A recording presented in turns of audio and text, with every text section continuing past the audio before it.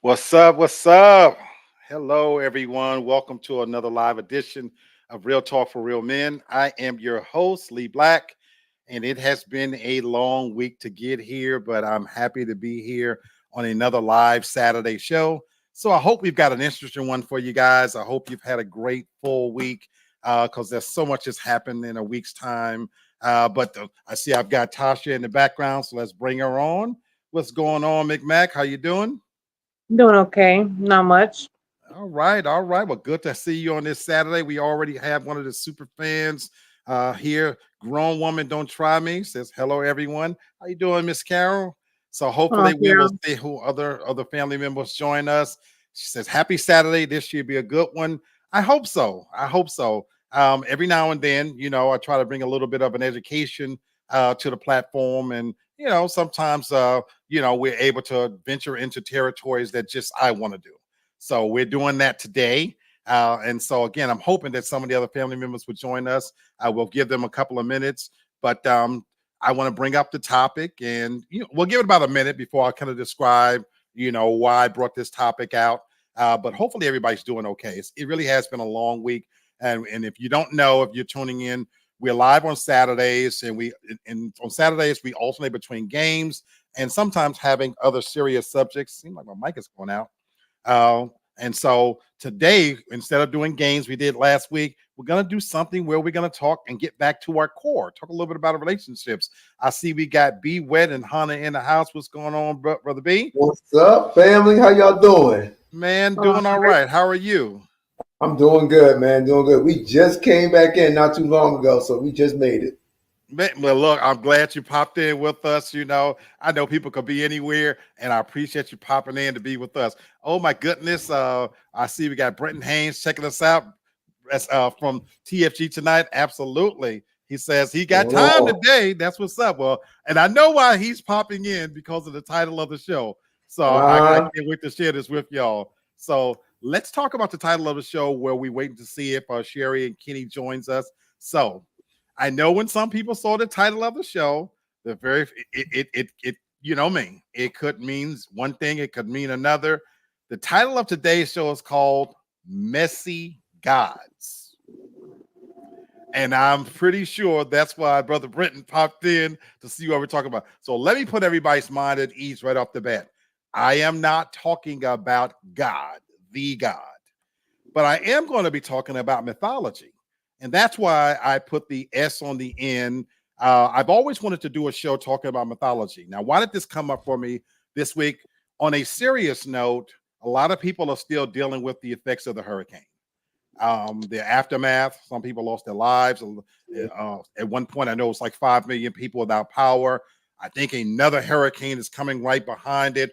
I have not been tracking these things. I don't follow them as closely as I should because it has been a brutally busy week for me. Literally the busiest time of our season. So I've had barely time to look up. But the good news is that I've had the biggest start of my entire time at my company. So it paid off. And with that said, Good. all of the credit I could give was to God. I said, you know what? I put my head down to the ground. I gave credit to God. So this is not talking about God. Whatever God you serve, this is not talking about God himself. But I wanted to talk about the influence that mythology has on culture, on life, on relationships, and just the impact that it's had. So while I've got you two on the line, what's your appreciation of mythology? Is it something you like? Is it something you're into? Was this something you just studied in school? What do you guys think about mythology when you hear that term?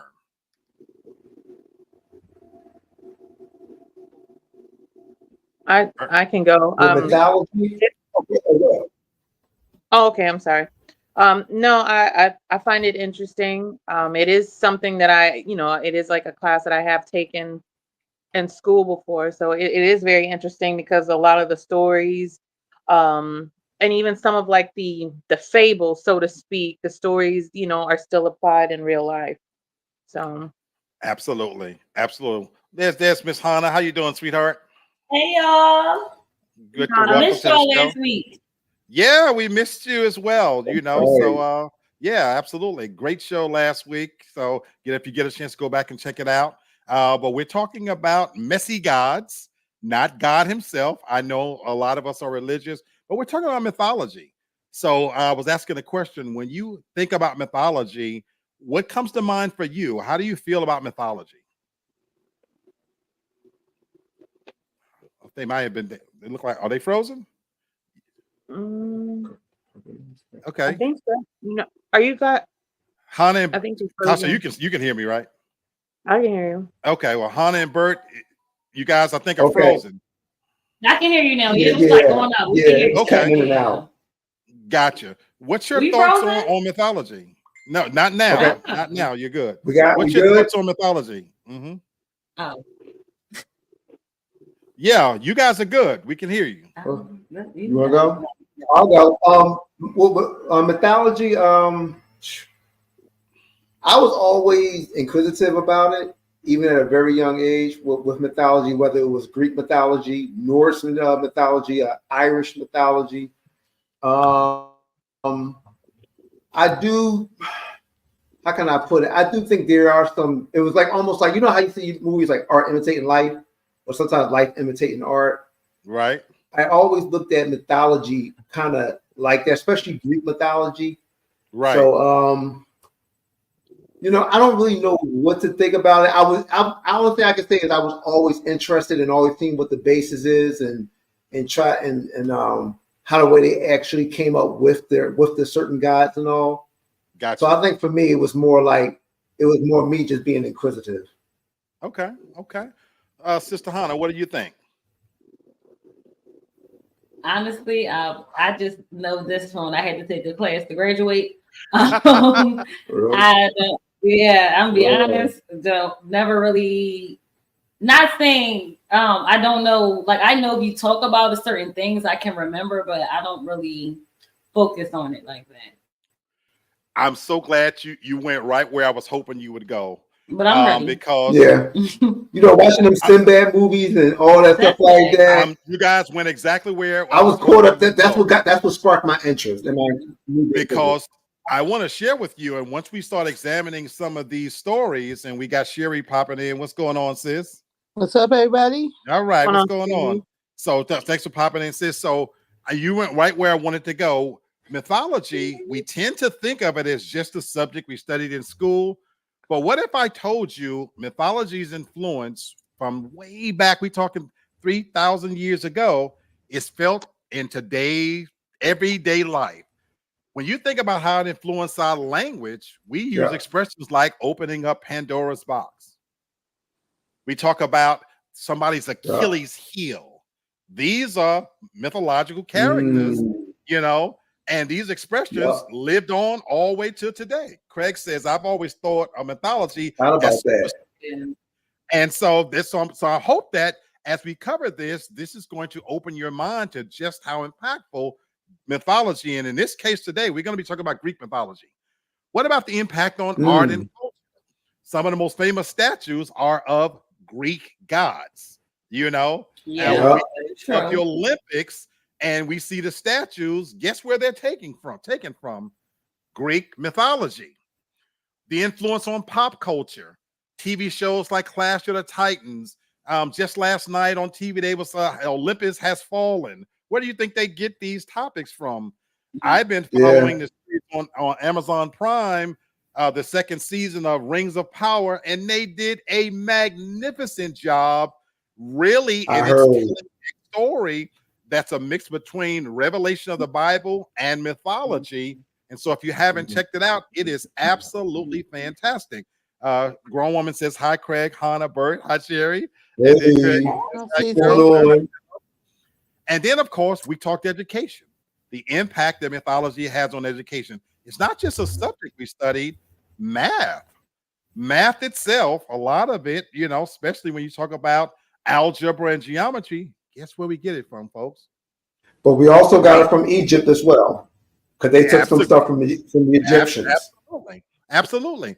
But when you think about the psychology classes that we've taken, and you think about some of the founders of psychology, Carl and Jung, and even Friedrich Sigmund Freud, I'm sorry, a lot of the things they take from is from the Greek tragedies that was written thousands of years ago when we look at the stories like the Iliad and things like that. So what we're going to do to have a little interesting fun, we're going to put Greek couples under the microscope, and I'm going to give you a little bit of highlight of their stories. And I want you guys to see just how interesting, drama-filled, messy it can be. And if we can see some of the impact it has on TV shows and current life. I want you to, as we go through this, think about some people you may know, not us we know personally, but think about couples. We're big into pop culture. So we're going to talk about some of these people and just put them under the microscope. And why not start with the top? Everybody know who Zeus is, right? Yep. Zeus himself, that is the father of the gods himself. Well, Zeus and Hera, let me give you a little bit of some insight about Zeus and Hera. So I want to read a couple of things and let you guys understand who they are. Zeus, the king of the gods, and Hera, the queen of the gods, were married siblings. They had 3 children together, Ares, Hephaestus, and Hebe, the goddess of youth. Zeus was also known for his many affairs with mortals and goddesses, which often resulted in children being born outside of marriage. Hera was known for her jealous and vengeful nature, especially when it came to Zeus's infidelities. Their arguments were legendary, but they always managed to patch things up.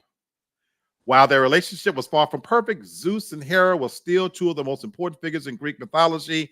They represented the power of marriage and family. Think about that. And their children were some of the most famous gods and goddesses. What do you guys think about that? Now, here are a married couple that were siblings. Does that remind you of some of the stuff that goes on? Grown woman says Zeus always comes to mind first. Absolutely, the king of the gods. Yeah. What do you guys think about this? And further, when we look into that drama, I'll share a couple other things with you guys really quickly. It talks about how Hera, being a goddess of marriage, never strayed from the marriage, but absolutely sought her revenge for his numerous affairs. This is the part I want you to focus on. Except instead of seeking revenge on Zeus, she chose to attack the women, and this was the part that in parentheses, and men he stayed with and his illegitimate offspring. Who knew that Zeke was a fake? Men.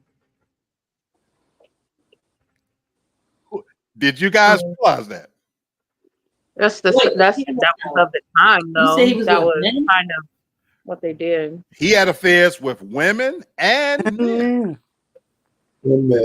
Yeah. Absolutely. And again, think about the toxic masculinity of this relationship, how she stayed with him. She never left. What do you guys think about that? I think they shouldn't have been together anyway, because wasn't they were siblings, right? They were siblings. Mm-hmm. So see, that's that nasty shit, and they should have been beat from the gate. Like, I was hoping somebody picked up on that. Why do you think that? Why do you feel that's the case? And the first thing comes to mind is that they should have been beat because they were siblings. Because he should have known. You should obviously that was his sister or cousin or somebody. So that tells you that you shouldn't be messing with your sister, cousin, and no family members and shit. Okay. Anybody else feel the same way? I mean, Yeah, now but I mean, some people still do that. They say it's keeping the bloodline pure. Okay. Well, Tasha, I didn't hear you. I said now we think of it that way, but I mean, if they were God, I guess think about it like this: Zeus was the god of gods, right? So he was one of the top ones. So they could only, really technically, they're only supposed to be with other gods. So yeah, they're all related in some way to keep the bloodline, the same. But Zeus he wasn't the only one. He was one of the main ones that was out here creating like other like deity, like the half gods.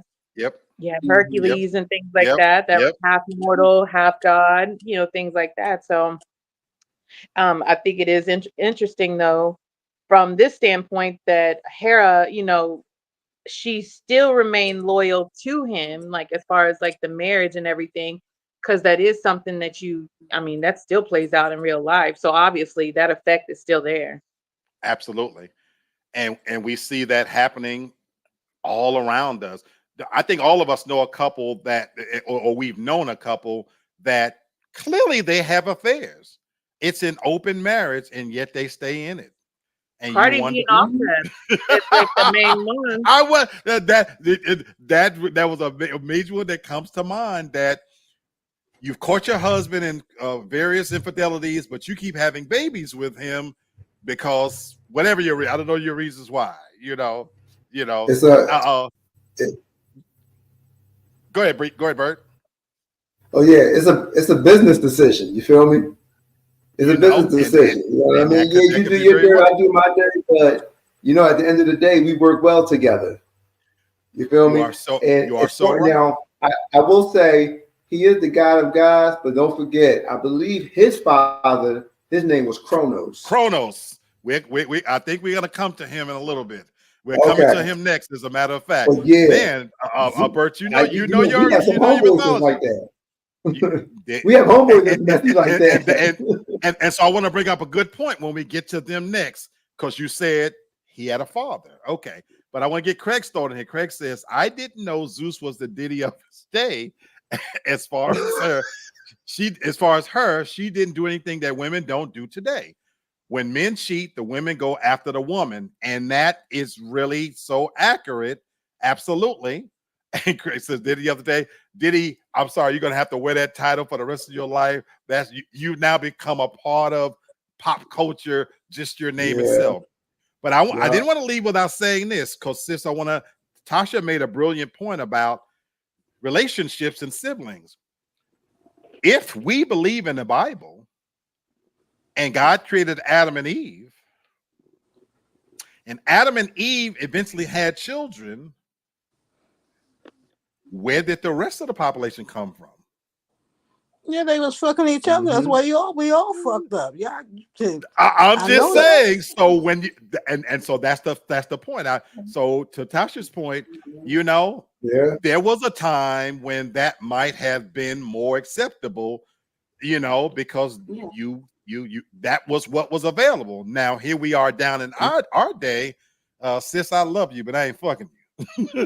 Exactly. Like, that's crazy. I can't even take this back. Some people still do that. They say it's to keep the bloodline pure. Depending on that, they still do it now to these days, depending on the wealth of the family. It's funny you say that. In wealthy families, some of them still practice that as a thing to keep the bloodline pure. So it's Western culture and our own cultural teachings that we just view it as different. Now, again, I ain't with it, but again, this is something that was practiced and even done in Greek mythology times all the way down to today.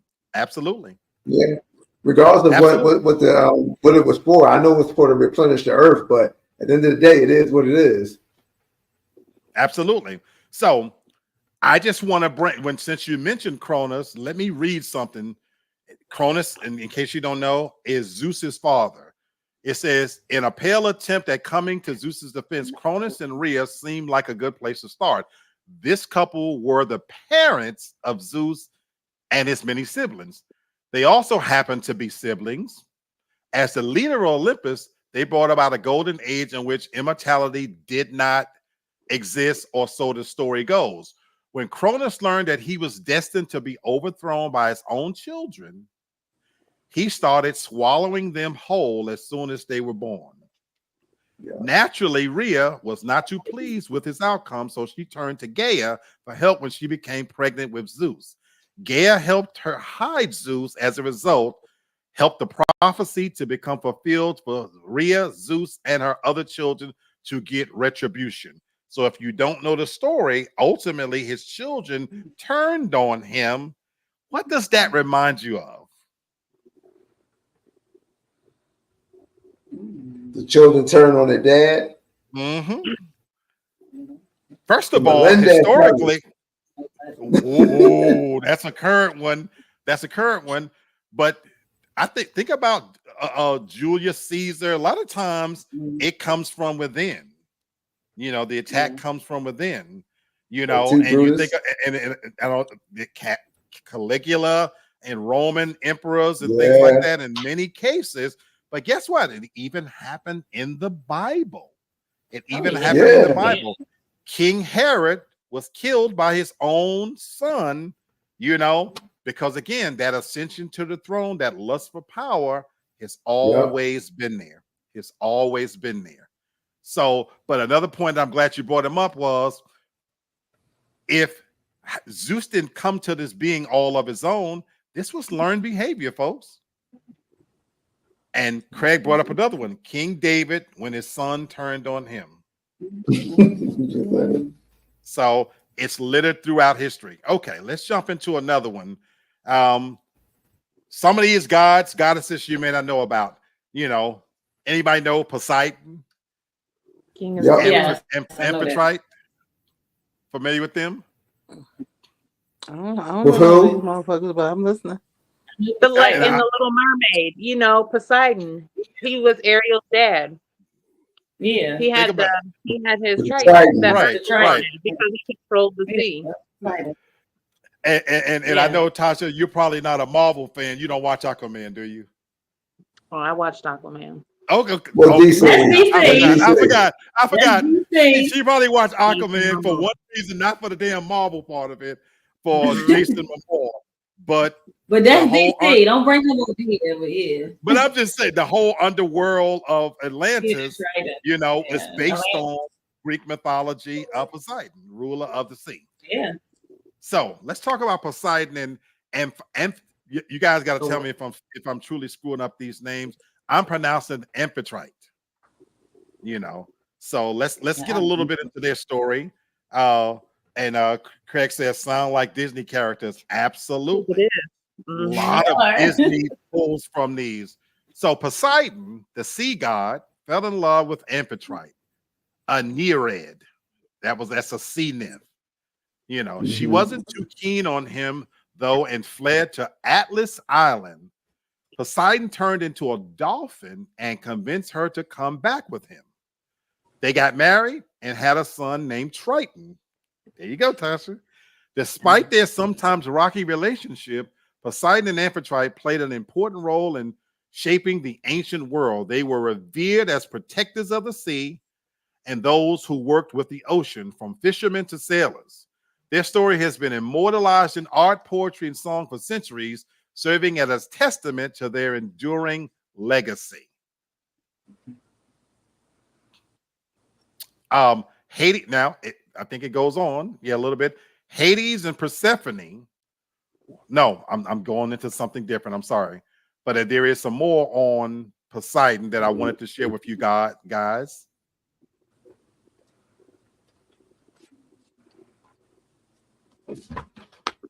Oh, and I might have lost it. But anyway, and while I'm looking for this, what do you guys think about their story? It's very interesting. You definitely see it a lot. And I don't think a lot of people realized it, but in the Pirates of the Caribbean, the Calypso, how she was embodied, Davy Jones, he had to get the key, like the key to unlock to get his heart back to him. Right. That's the story. That's their story. They were, not supposed to be together. Absolutely. I was looking for another thing. They say that their love story was the impetus to Romeo and Juliet. Who knew that? I was just about to say, both of y'all just took the point I was about to say. Romeo and Juliet and the Pirates of the Caribbean. It was Pirates of the Caribbean. They talk about this. Yeah, it's crazy. They're coming from different worlds.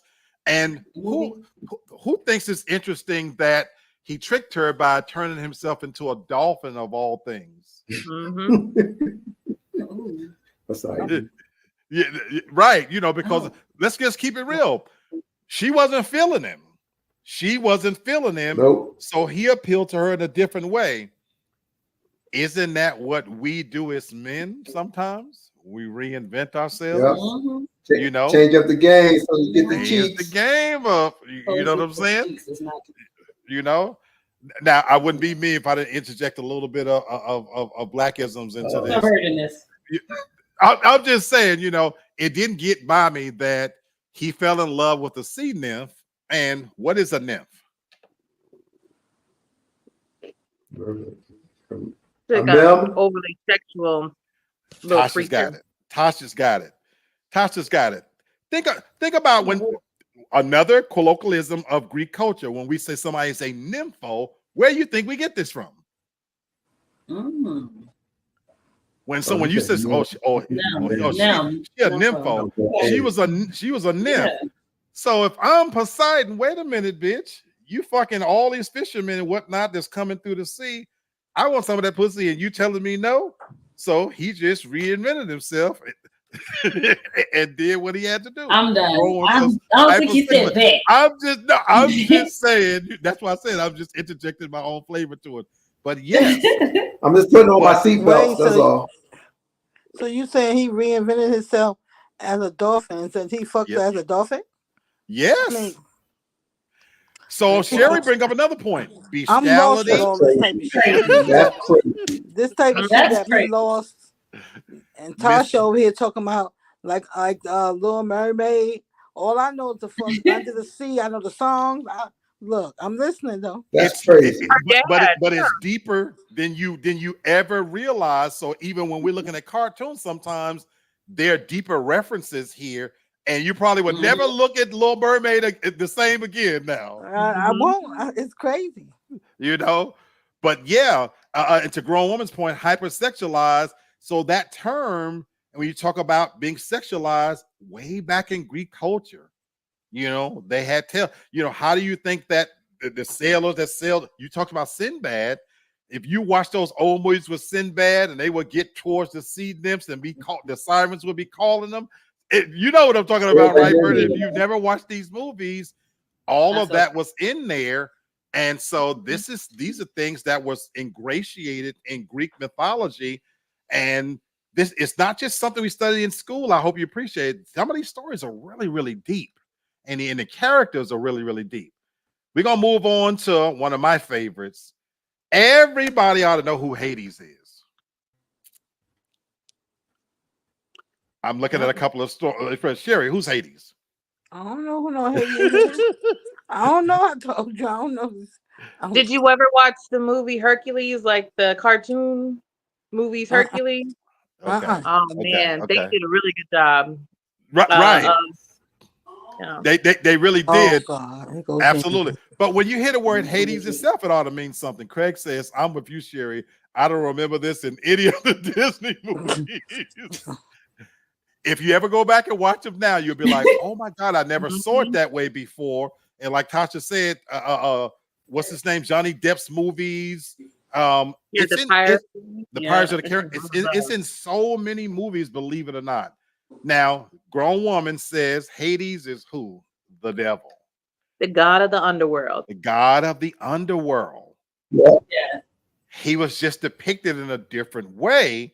And when I tell you the references, the intersection between what we know about Satan, the devil from the Bible, and Hades is very interesting. So Hades was in a relationship, folks. Let's talk about it. Hades and Persephone. Ooh, it must have been hot. What you say, It must have been hot. Yes, sir. No, go ahead with the corny joke. Yes, sir. Yes, sir. It says Hades and Persephone were one of the most iconic Greek god couples. Hades, the god of the underworld, ruled over the souls of the dead, mortals, and was incredibly powerful. Persephone, as the goddess of springtime and vegetation, represented rebirth and growth. I'm going to talk about that in a little bit. Despite their vast differences in power and status, Hades and Persephone fell in love and were married. However, their marriage was not without its challenges. Hades kidnapped Persephone and took her to the underworld where she became his queen. Although Persephone loved Hades, she missed the world of the living and longed to return to her mother, Demeter. Eventually, a deal was struck between Hades and Persephone's mother, Demeter, Every year, Persephone would spend half of the year in the underworld with Hades and half with us. However, she would also return to the world of mortals for several months each year. Over time, Tasha, say it again. Why we have the seasons. That's why why they say we have the seasons. That's We have why we have winter the and seasons. fall. It's because that's when Persephone is with Hades. Absolutely. Over time, their unique arrangement became an important symbol of fertility and renewal. Even today, we use their story as a metaphor for the change of seasons. Who knew?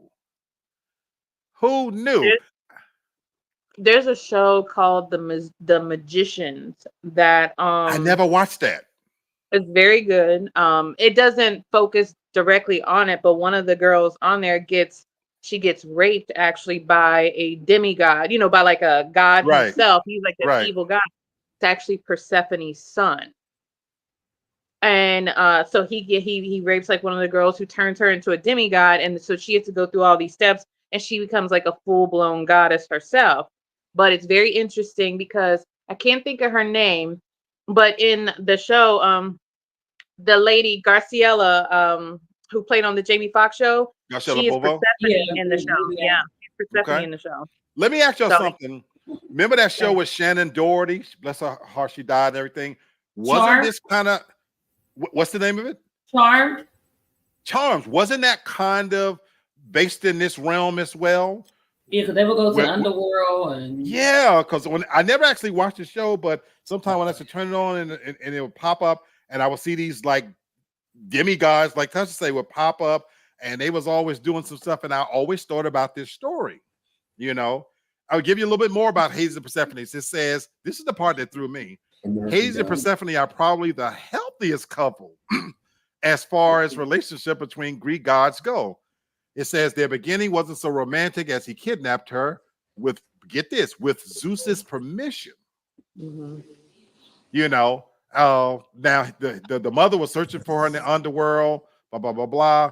Once she got the location, and that's where it goes on to talk about again, there's the times or whatever. But that was the part that got me. Once again, Zeus gave permission. Zeus was messy as a motherfucker. Go ahead, Bert. Hey, Black. Was Dante's Inferno inspired by this? Yes, indeed. One of my favorite because it deals with the 7 layers of hell. Yes. Yeah. Absolutely. Bert, you know your stuff, bro. Bert, you know your literature. Bert knows stuff. I know a little something. Yes, Dante's Inferno. If you haven't read it, it's deep. It's deep. Yeah. Because it gives a vivid, I'm talking about a vivid account of the different layers of hell. Yeah. So again, we only from an Anglo Christian perspective, we only hear heaven and hell. The Bible does not give any interpretation of hell. Greek mythology does. Now, believe whatever you want to believe, but to Bert's point, Dante's Inferno gives you a really deep insight into the different layers. And yes, Hades rules the underworld. Yes. And when you look at mythology and how when somebody died, I think about the movie with Brad Pitt in it. I can't think of the name of it right now. And when they die, they have to put a coin because they have to send their body over the river Styx and pay the talisman. Oh yeah. Meet the Black? No. Meet the Black. What was the name of that? What was the name of that movie? Meet Joe No, Black? he play Brad Pitt plays Achilles in the movie. I can't I forgot because Eric Bana was in it. Yeah, and they had a major battle. But and again, he was Achilles was a demigod. It had all of the elements. That was a great movie. I can't think of the name. It's one of my favorite movies. I can't think of the name of it. But Grown Woman's Day, all Troy. these Troy. That's it. Troy. Absolutely. All these things. Now, I do want to ask a question about Hades, since we tend to think of Satan and the devil. I would be remiss if I didn't bring this up, and you're correct, Miss Carol. But in Greek culture, they do not portray God of the underworld as an eternally evil figure. Why do you guys think that's not the case? I just want to know your opinion, because when we see it from the Bible's perspective, he is the personification of evil. I'm just curious, anybody, why do you think Greek mythology did it that way? Because I have my own view, my own theory. Well, I'll say this: even in the Bible, Satan was not pictured evil in the beginning anyway. Remember, he was one of the favorites. He was not. So the way people try to interpret how he's supposed to look and the way you really look how it's in the Bible is two different ways. I think because we always think of something as him being evil, that we just automatically picture something so negative. But before he fell, he wasn't as negative as people, as it's portrayed. If you really read, it was after he fell when he tried to come against God. But before that, he was not. He was right next to him. He was beautiful. You nailed it. He was known next to him. So I think that's why they tried to keep that, because even back to the Bible, he was not like that. And people try to pick out only the bad part, but he wasn't always bad in the Bible. You nailed it. And do you know that most people don't know that, because what's been popularized is this figure with pitchfork and horns and a fork tail and torturing you, this, that, and the other. But Hannah, you're absolutely right. In fact, the scriptures tell us that he was one of the most beautiful angelic creatures, and that he was responsible. Yes, you know, he has other names in the Bible. Morning Star, like, oh my God, you guys know your Bible, absolutely. I know the Bible. I don't know everything else. I know that. He's more like conniving and manipulative, and a deal is always to be had. Because even in the even in the children's movie Hercules, when they depicted him, they depicted him with the flame hair, but not necessarily evil. But there was always a deal you could make with him. Always a deal you could make. Absolutely. Yeah. And for this reason, I appreciate mythology, because there are elements in it that have truth, that have built-in truth away from how things are depicted. Absolutely. I think that came later, like the depiction of the devil came much later in Christianity. Especially when they were trying to, just spreading it, and really trying to beat people over the head with it and everything. That's when it came later. Because even in all like the old art, like the gargoyles and everything that they, how do you pronounce it? Mephistopheles or whatever it's called. You're right. Yeah. And even if you go to Paris today, Tasha, you bring up the gargoyles. They're not considered evil. They're protectors. They're supposed to ward off. Yeah. Absolutely. Again, a lot you can learn from mythology. All right, let's move on to another couple. Another one of my favorites. Again, some of these names should jump out at you, because they're the more popular ones. And these are two of the more popular ones, I hope. Aphrodite and Ares. Right off the bat, who are these? Who are they? Well, Ares is like the god of war. Yeah, the god of war. And Aphrodite is the god of love, she right? the goddess of beauty? Goddess of love. Beauty and love. Beauty and love, absolutely.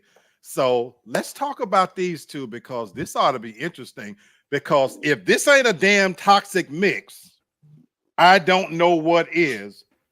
You have a violent SOB with a beautiful, supposedly love. How the fuck is this gonna work? Okay. So, that's where we got opposites to track from. I was going to say that. Oh, you went right. Yep. Good you one. went there. You went right Good there. one. It says Aphrodite was married to Hephaestus. It is said that the marriage was arranged, and her true love was Ares, god of war. Aphrodite and Ares pursued a rather passionate and promiscuous affair. Even after being caught by Hephaestus, they continued onwards. What started as a rather undramatic affair, according to Greek standards at least, quickly spiraled into chaos. A fiery couple. The two regularly cheated on each other and then exacted revenge. In some cases, they took a page from Hera's book and attacked their partner's lovers. In other cases, they attacked each other. It became a vicious cycle that resulted in many of the curses Aphrodite is known for. One famous example is the curse she placed on Eos. As punishment for sleeping with Ares, Aphrodite cursed her to always fall in love with mortals. For an immortal being, this must lead to an eternity of pain and heartbreak. Opposites attract. Wow.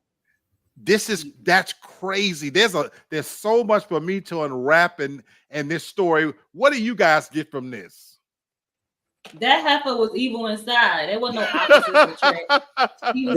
She just was beautiful. She was beautiful and evil. There were no opposites. She was just like him, but her outside beauty is what people didn't realize was the inner part was nasty.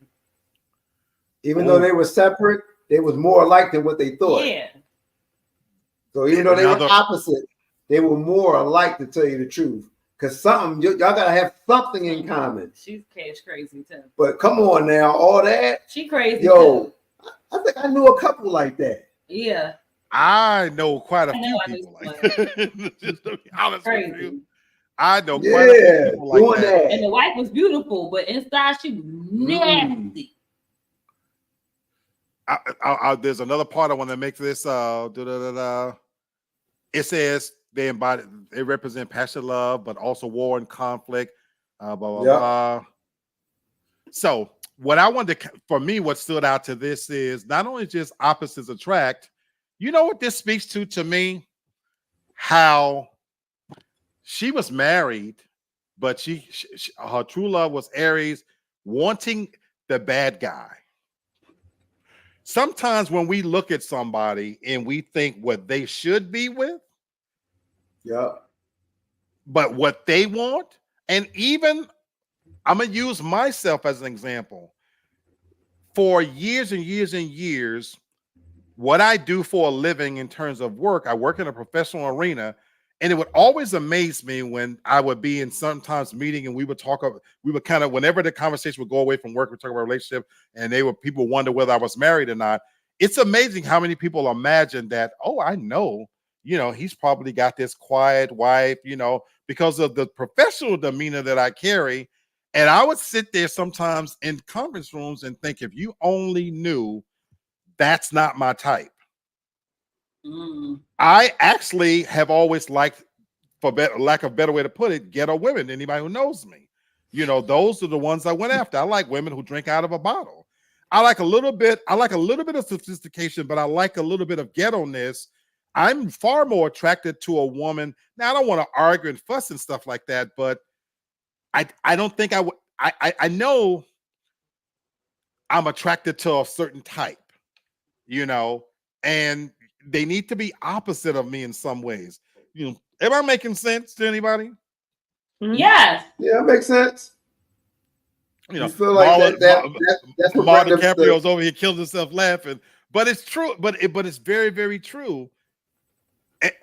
And I should explain this, Marlon, because let me explain this part too. Now, there are people you marry and there are people you're attracted to.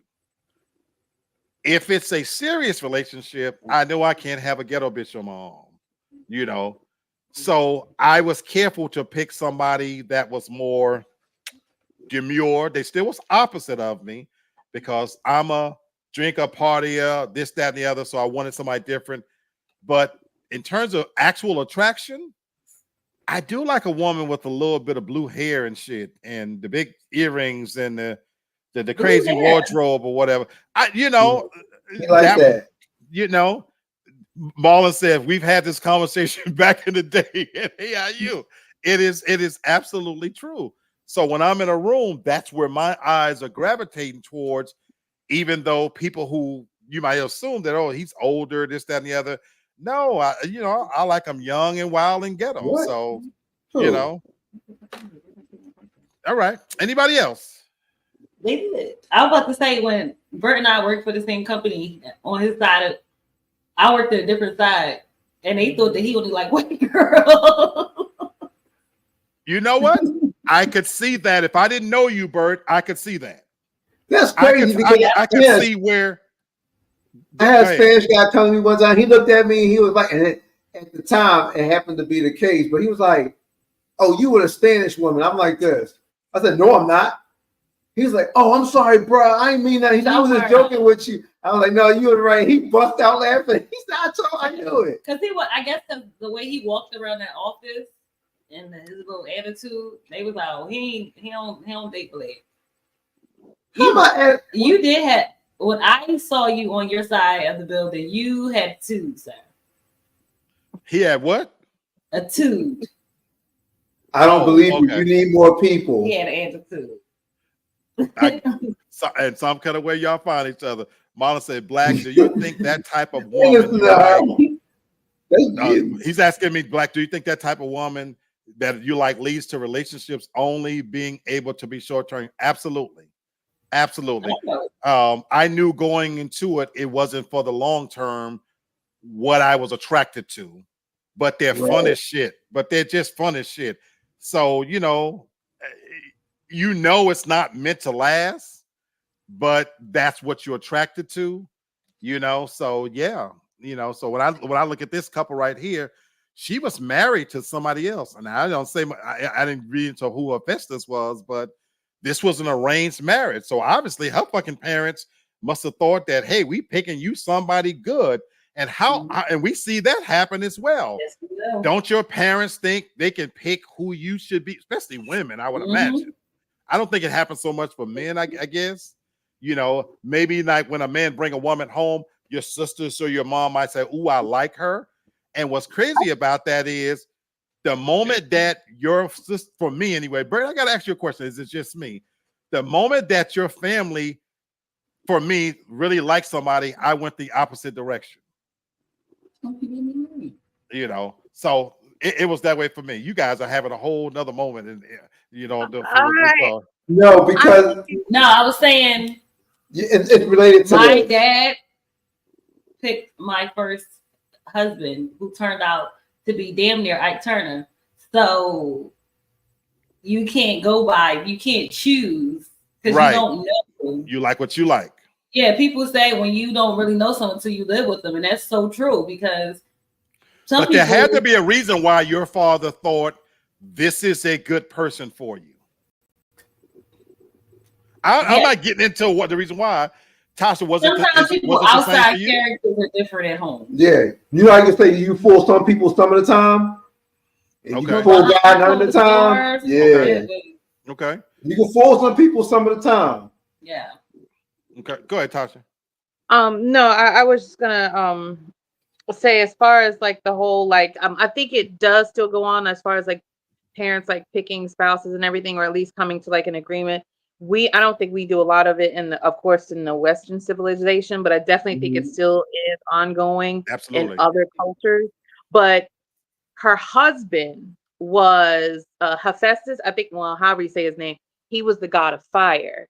Aphrodite was forced to marry him by Zeus because she wouldn't sleep with Zeus. He's so messy. He all in the middle of everything. And he gave a piece, Zeus wanted all. He was the god of, what was it? The god of fire and metalworking, so that's why. But they were an imperfect match. So, but she not only cheated with Ares, that was like her main love. She cheated with others as well. Right. So yeah, well, I said they had many affairs. That's Zeus. Look, this nigga is doing everything the wrong way. I think of it like I think about it in terms like this. Like to us, yeah, it sounds crazy, but think about like old middle like the Renaissance time where you had the king, right? And the king is there. He's telling you, he's setting this all up because he needs his kingdom to be a certain way, whether it be out of punishment or anything. But he's saying this is what you have to do. So you know what you just reminded me of, Tasha? King David in the Bible did something very similar. He fell in love with Bathsheba. Yeah. She was promised to somebody else. He sent her husband, to be killed so he could. No sword. Like when you just said that, it rang to me like Kings Messy. did some dirty shit too.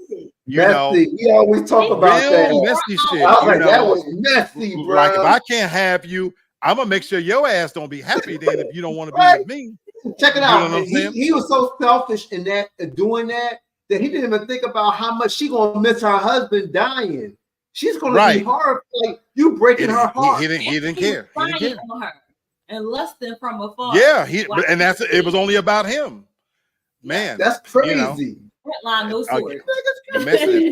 Let me get a couple of comments here. Grown woman says, if I can be honest, I didn't like any of my brother's female companions. I guess it's the nature of the beast. See, Carol, for me, when my sisters liked somebody, I knew they wasn't for me. I wanted somebody, and it wasn't that I didn't want the person to get along with my sisters, but the idea that you're picking somebody for me and that person was going to cater to my sisters and family was like an immediate turn off for me. It was weird.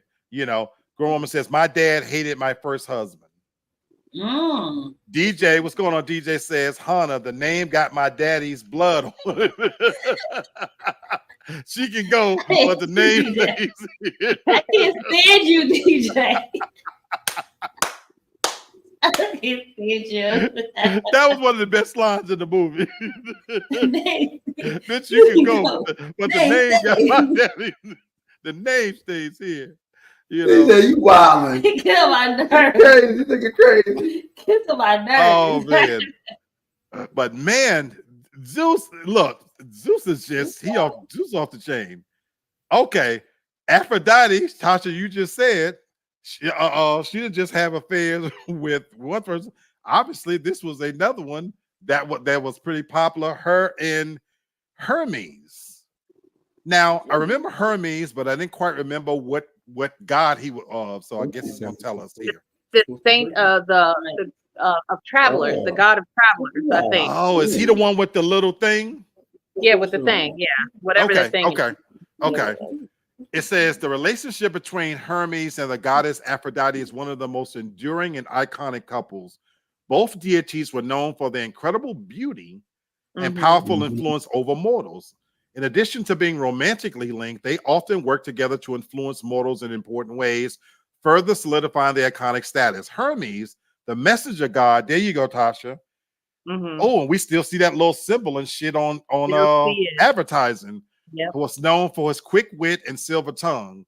He was also known for being a master trickster, often using his cunning to get out of difficult situations. Aphrodite, on the other hand, was known as the goddess of love and beauty. She used her charm and powers of persuasion to gain favor from mortals, particularly young men and women. I didn't know that she was a carpet muncher, but okay. Together, these two deities were forced to be reckoned with the world of Greek mythology. I mean that with love, folks. Despite their differences, the two lovers shared a deep connection that brought them together time and time again throughout history. They often worked together to influence the mortals in different ways. Hermes would use his cunning and intelligence to help Aphrodite win over young men, while she would use her beauty and powers of persuasion to help him gain favor with mortals.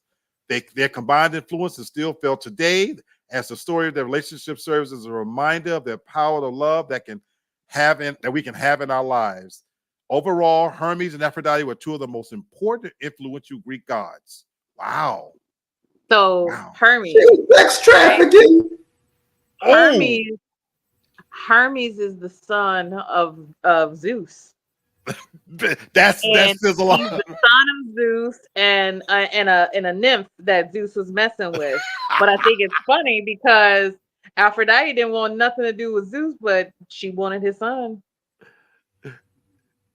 Folks, is this now? I'm really thinking about Diddy and his offspring. This is crazy. Take that. Craig says David's actions led to all the trouble he had. His child with Bathsheba dying, his daughter being raped, his son attempted to kill him, etc.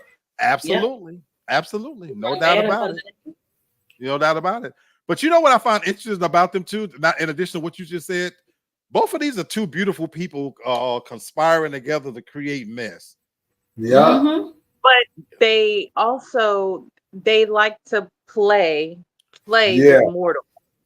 Yeah. That was the That's whole thing. Like Like they know that they toys. could do, you know, they could get out of trouble, yeah, with the gods, but they like to play with mortals. You know what? So I've said this. So you want to talk about the influence, and this is when I was use Diddy as an example. Money and power. Don't we see that? You don't we see that? You know, for real. You know, in this case, they're beautiful. They have powers. I would imagine, you know, that there's a tendency when you're at a certain station and you have that kind of power to play them kind of games. And it's sad, but with people, and I'd be lying to you if I told you that I wouldn't have done some of it myself. I would like to think at this stage that you grow out of it, but this is what I see happen a lot of times with young millionaires or whatever. When sometimes when people get fame and stuff too young, you know, what's the young lady who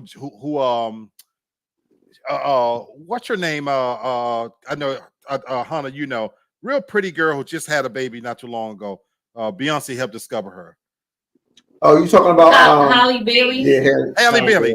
And the guy she was dating, DDG or something, whatever he got.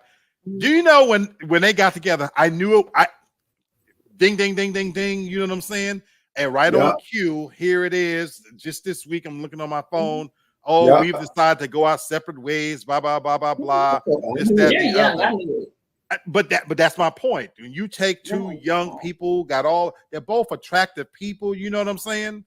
And you put them together, and there's a lust and mistaken for love, and you see two kids having a kid when neither one of them had nothing to do with should be a parent. You know what I'm saying? Now, for the rest of their life, they're parents of somebody. Go ahead, Bert. Well, yeah, I'm sorry. I mean, but and look too. I mean, since we on mythology, and if you want to kind of dance on over to the Bible, look what the angels did. Oh, it's something about with guys or with angels and what they feel towards humans. They find them enticing. They find them intriguing. You know, it's absolutely. I don't know what that whole correlation is. Well, what a lot of people don't know, that's literally how Satan was able to lead angels to follow him. This was to lust after humans, after mortals. What was supposed to be, you know, a taboo relationship, but hey, look what you could have, blah blah blah. So absolutely, and that's why I say you go ahead. I'm sorry. It's even on a more micro level, and again, like if you go back and you watch these movies now, but think about how many different movies that were based in like the high school where the popular kids made a bet to take the ugly girl, the ugly guy, the nerdy girl, the nerdy guy, and to playing with people, create that thing. Playing with people. You see like that whole thing being played out. So Tasha, one of my favorite movies is kind of the reverse on that. Can't Buy Me Love with Patrick Dempsey. I don't know if you guys have ever seen that. Great movie. What is it? In this instance, he was like a lawnmower guy, right? He was the nerd guy, and he was saving a long story short. He helped out the most popular girl, and by virtue of just appearing with her, it increased his popularity, and he became the guy. You know what I'm saying? But you're right, Tasha. Some of my favorite other movies was when you see that played out big time, where they took the plain Jane girl and they had the power to do so to play with people's lives. What's going on, brother Ken? Hey, what's up? What's going on, partner? Oh man, what's going on? What's up? She said, "Hey, Kenny." Now, Tasha and I talk about all the time how movies don't have any originality. Just having this conversation, they need to go back to mythology and get some shit. There's a lot of material here. Instead of rehashing some of the same old stuff as we're talking about this. So there's a lot of you writers out there. There's a lot of mythology. That's right. Okay, we're gonna go to Orpheus and Eurydice. Now, neither one of these had came to mind that I was just completely known about until I read it. Did you guys know who these people were? These gods were? Orpheus music, or I think of like the So is that, Orpheum in Memphis. and that's the Yeah. only thing that referenced that Tasha. So I didn't. I come like I wondered that had anything. So again, I'm reading this, you guys, for the very first time. You know, so I didn't read it ahead of time. So it says Orpheus and Eurydice, as probably as one of the most famous couples in Greek mythology. They were deeply in love with each other. There's a lot of background noise somewhere for some reason. Let me see. Somebody's got a lot of background noise. Is that Sherry or is that you, Brother Kenny? It's not me. Yeah, Sherry's muted. It's not me either. Yeah, I don't have nothing on here. We don't have anything on. Okay. But as you, I do hear it. But yeah. Yeah, where's that background noise coming from? Let me mute me, but I don't have nothing going on. I'm gonna mute myself. Oh, what is it? I think it's Kenny. I don't know, because every time like he mutes and is it a TV? I just muted me. Okay. Well, I thought I would. I don't hear it anymore now. So fantastic. So Orpheus and Eurydice are one of the most famous couples in Greek mythology. They were deeply in love with each other, and their story is full of tragedy. Eurydice was a nymph who was killed by a snake bite. Orpheus was so destroyed by her death that he journeyed to the underworld to try and bring her back. He sang his beautiful song so that all the spirits were entranced, and he was able to go past Cerberus, the guardian of the underworld. However, when Orpheus got to Eurydice, he turned around to look at her before she had completely re-entered the world of the living. This broke the rules of the underworld, and Eurydice was forced to go back. Orpheus never saw her again, and he sang his mournful song back to earth, never losing hope that one day they would be reunited. Despite their heartbreaking story, Orpheus and Eurydice are still remembered as the most romantic couples in Greek legend. They showed that true love can overcome even the greatest of obstacles, and they will always be remembered as a symbol of undying devotion. Wow. That sounds so familiar, though. That sound what? That sounds familiar. I don't know why I can't place it, but that sounds really, really familiar, like a movie or something else. That sounds so familiar. You know what, Tasha, I think I've seen it in some ways, but it bring in some of these characters again. When it was talking about Cerberus, again, the guardian of the underworld, I think maybe that's who you have to give that coin to or whatever, you know. But this again, she was a nymph, so there's them nymphs again. You know, us men, we like these hoes, so he got ensnared. It's like a strip. I'm thinking about it in modern terms. You know what I'm saying? A stripper caught his attention and shit, you know, and you want to turn a hoe into a housewife. But she got bit and died. But on a serious note, you know, wow, you know, mourning for somebody. I was just joking about that. But on a serious note, this is real tragic. This is when you hear the word Greek tragedy, this is the definition of it right there. This is somebody mourning somebody so much that he went to the underworld to get his love back. You know, and like you said, so you asked that question. How far would you go though for somebody that is the one? And he not to the underworld. Oh, so you're right. But I'm saying, I'm sorry, what you're saying? Look back. You can come back, you just can't look back. Yeah. Okay, so I got a question for you, Hannah, since you say that.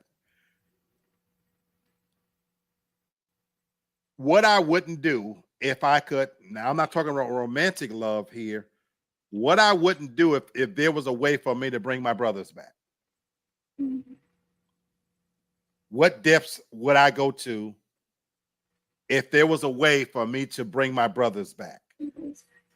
You know, so we think of love, but there's different types of love. You know, so I'm not talking romantic love. So maybe you're right. I don't know that from a romantic love that I felt it that deep that I would go to the underworld, so to speak. But yeah, you know, my brothers, You know, if there was a way that I could, how many times do we even think, you know, and we have to go on and we live a life of tragedy because you have to go on without loved ones that we've lost. You know what I'm saying? Brother Kenny can speak to this better than any of us can speak to this, that there's, you know, the love. What would you do? What deaths would you go to bring your mom back? You know what I'm saying? Man, you know, I could speak to this. It's funny we talking about this because on today that my granddaughter, Anila, I saw your video. I saw your video. Pop, we're gonna give you a shout out. She became captain of her cheerleader squad at her. Congrats, baby! Congratulations, baby! Yeah, she was voted. You know, and then it was pink out for breast cancer awareness. You know, if those that know me know I lost my mother at the age of 53. It will be 19 years the end of this month that I lost her. And so I think about, you know, what would the depths of me wanting to bring my mother back if I had to bring her back, having to dealing with that illness. I would not want to bring my mother back to have to suffer in that situation. You feel me? Absolutely. Because I wouldn't want to see her, and because I did see her suffer. Gotcha. Dealing with that illness. So, but yeah, the selfish part of me is I definitely would want to see her back and see my big sis Britannica Lynn, peace be upon her. I would definitely want to see her back. I would want to see my ex-wife, my best friend, peace be upon her. I would want to see her back as well. But then that'll be the selfish part of me on the human side, thinking on that level. So it is. That's that's the Greek tragedy that is our life. It's real life that we have to live with death. And so how Greek mythology immortalizes it and portrays the underworld. But, you know, in Western culture, you know, we have our own way of mourning and honoring, you know, those that we've lost. Grown woman says for her, it would have been her parents as well. She says, like the song says, ain't no mountain high enough, ain't no river wide enough to keep me from wanting my parents back. And so, absolutely. And so we live with this tragedy inside of us that we have to march on. And like Tasha said, one of the famous theaters right there in Memphis is called the Orpheum. Is it still? Is that still active? It's still.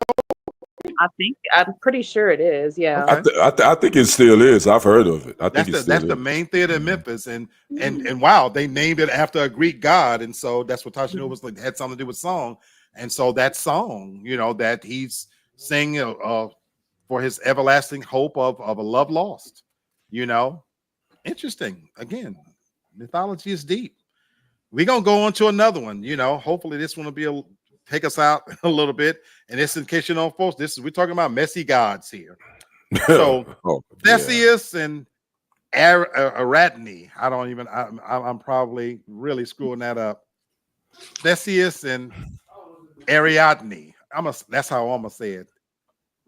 Theseus and Ariadne. The ancient Greek myth of Theseus and Ariadne is an important part of Greek mythology, as it was one of the most famous love stories of ancient Greece. Theseus, the son of Aegus and Queen Aethra, fell in love with Ariadne at a very young age. In fact, when he first saw her, he was so enchanted by her beauty that he vowed to marry her one day. Ariadne, the daughter of King Minos and Queen Pasiphae, was also very much in love with Theseus. However, she knew that her father would never allow them to be together, as he had already promised her hand in marriage to a cruel and violent prince named Asterius. Despite this, she continued to love Theseus and kept their relationship a secret from her father. The story of Theseus and Ariadne culminates in the famous battle between Athens and Crete. I didn't know that. Where Theseus slew the Minotaur using a ball of string given to him by Ariadne. He then took her with him on his journey back to Athens. However, Theseus abandoned Ariadne on the island of Naxos.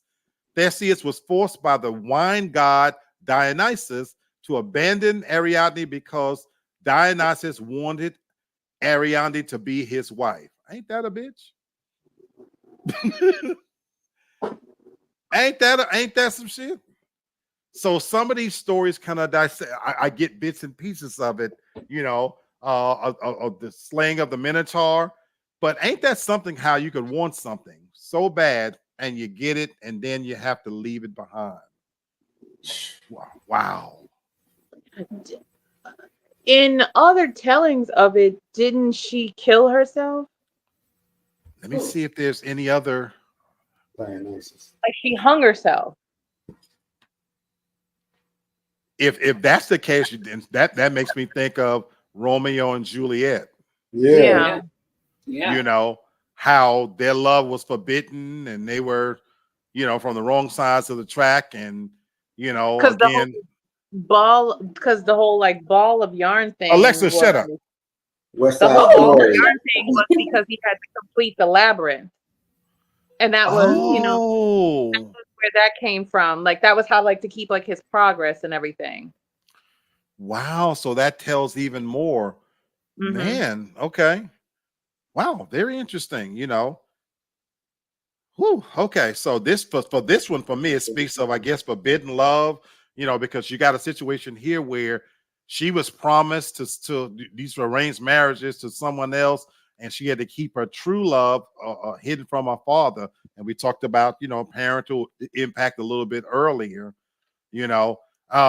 Where this hits me is that growing up in a household I did, I had to lead a double life in some respects because going to school, I had white girlfriends that I could never bring home because because my family, you know, they had racist tendencies.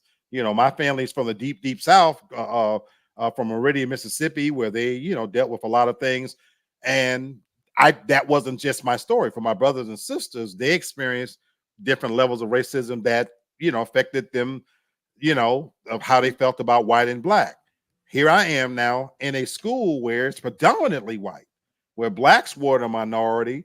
And so you date who's available, you know, and I didn't have any racial hangups anyway. So, which even how I end up living in the South, you know, that. So, but it was odd having a girlfriend and going over to her house, you know, and not being able to ever invite her to Harlem. And where's she from? You know, I had an Italian girlfriend that lived in Queens.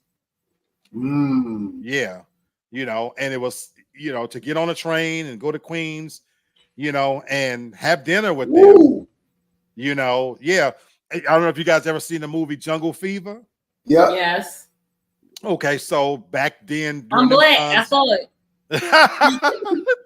So back in them times, you know what was weird is leaving her house afraid, feeling fear till you get back to Harlem. You know, because you got to get out of Queens. You know what I'm saying? That part of Queens. You know, and leaving her house, being a young black male, you know what I'm saying? Because people had a lot of fucked up values and views, you know, that wasn't her family. So I end up dating somebody that didn't have racial hangups either, you know, because we both went to Brooklyn Tech and didn't have any issues, but not like feeling terrified riding the subway until it gets across that bridge. Like, damn, whew, okay, you know. Thank goodness, man, because that could have went left. Somebody was definitely praying for you. You were doing a lot of praying because that could have went left with the people around there. Absolutely, but that's the depth you go to for somebody you know. I wouldn't say I was in love, you know. I was young. I wouldn't say I was in love. There's that background noise again. Where's that coming from? Hey, Black, how many times did you go? I don't hear it. Y'all don't hear that background noise? I hear it. I don't know. It sounds like a TV or something. That's what it sounds like. Yeah, like where's that coming from? But anyway, I don't know. Okay. Yeah, I heard it earlier, but I don't hear it. I didn't hear it now. Okay, that's weird. But anyway, somebody was, I'm sorry, asking another question. Yeah, I was asking you, how many times did you go and see her? Oh God, that was all the time. I led a completely selfish, dual life, folks. I got up in the morning at 6 o'clock in the morning, had to be on the subway at 6:30, 6:35, headed to Brooklyn. I didn't get back home until 8 o'clock in the evening most times because I went to school and then I was on different teams and stuff. So my friends I had 2 separate lives. So when I got home and got to Harlem, I had my friends, that went to regular high schools, whatever. And then you have to kind of fit into that world. But every day that I left, I went to a different world. I went to a different world that I had to hide from everybody. My brother had a saying. He says, well, if you can't use your comb, don't bring her home. Yep. And to grow up and not be able to say to your brother, oh, I got this girlfriend, blah, blah, blah, blah, blah. Because to have to sit in silence and not tell anybody, it was one of the reasons why when I got to be 17 and moved down south, it opened up a whole new world because I didn't want to go back to that secrecy. I could live out loud in the South. I had I was 17 years old. I had my own house. I could date whoever the fuck I want to. You know what I'm saying? And be the real version, the closer version of myself. All my family knew of me at that time is that I was smart. They didn't really know me. I was like this odd kid. So, when I got down south and I could be myself, and then, I didn't understand when I first moved to the South, the whole racial thing, why a white person, a black person was walking and why people was looking. I didn't really get it 100%, but anyway, so yeah, I led a whole different life, Interesting. I'm sorry, go ahead, Tasha. But even more to like this story though, we still see that played out now where you have like the man, where he actively he sees this woman, he pursues her in the movie Enough with J-Lo. I know we don't like the bitch, but it is what it is. But that was a decent movie. He actively pursues her, but then he turns around, and the relationship that they have is, just crazy and toxic. Now, in this case, she, didn't do it. She wasn't necessarily rescued by somebody else and promised to somebody else, but it's kind of it's still like that story of being love bombed, drawn into a sense, he's showing that he's going to do all this for you, drawn to a false sense of security, and then bam, you're abandoned because you no longer serve the purpose. Absolutely. Absolutely. Man, yeah. And that's why, again, from the beginning, if you're just joining, Joseph, what's going on? It has been a while, partner. Good to see you. Coming on back to check us out. Brother Kenny back. So let's go on to the next one. We got a couple of more. I want to squeeze in. Eros and Psyche. Eros and Psyche are 2 of the most important figures in Greek myths. These lovers were fated to be together from the moment they were born, as Eros was gifted with immortality and Psyche was given eternal youth. Despite the fierce pull that's why I'm catching these little things. Despite the fierce pull that they felt towards each other, Eros and Psyche were ultimately driven apart by the interference of powerful forces beyond their control. In particular, it was Aphrodite and her jealousy towards Psyche that stymied their love, throwing obstacles in the young woman's path at every turn, whether by shrouding her in clouds or conjuring up monsters to block her path. The goddess seemed determined to ruin any chance that the 2 lovers might have for happiness together. Yet through all their trials and tribulations, Eros escaped Aphrodite to go find Psyche and never wavered in their passion for one another. Even as they faced seemingly unsurmountable challenges, they remained steadfast in their desire to be with each other. And certainly, this enduring love is one of the greatest lessons that these legendary lovers can teach us. No matter how many barriers we face on our journeys through life, true love will always triumph in the end. I like that story. Eros was Cupid. Right. I like that story. Yeah, that's where Cupid comes from. Okay. The little fat fucker with the arrow. Yeah. Yeah. What? Well, they always were saying he like a little cherub or some shit. Yeah, but he has the bow and the arrow. That's Yeah, arrow. I know. Carnal love. Isn't that what it is? Carnal love. That's what they Yeah, call it. yes, Yeah. yes. That is just very funny because I mean, in my opinion, hell, true love doesn't always conquer all. Oh, it's It true. doesn't always. It's true. Sometimes the stars and the universe just doesn't align for whatever you may think may be your true love doesn't always align. And you have to accept that. That to me, the biggest thing about that is you have to accept that maybe who you think is your true love may not necessarily be your true love. Oh. Kenny with the Black Air Force energy right now. But it's crap on Kenny's side. I agree. Man, I'm not Kenny. talking about you, Negro. I actually agree with that because that's why I said you threw it through a nugget in there. Go ahead, Connor. You can't conquer some things. No matter how much you love each other, some things can't overcome. Just because it's love, and it's not necessarily. It might just be true love, but some things just can't be overcome just because of love. Give me some examples. Okay, but I got a question for you, Kenny. Mm-hmm. Is it that is it that person wasn't our true love, or just through acceptance and whatever, being realistic that we move on and move the goalpost for what would have been true love? I don't know the answer. I'm just asking. Right. Go ahead, Hannah. But you're right, Black. But go ahead, Hannah. That's true. DJ says I learned that the hard way. He agreed with you, Kenny. He said he learned that the hard way. Mm-hmm. And I'm asking for my own personal reasons. But go ahead, Hannah.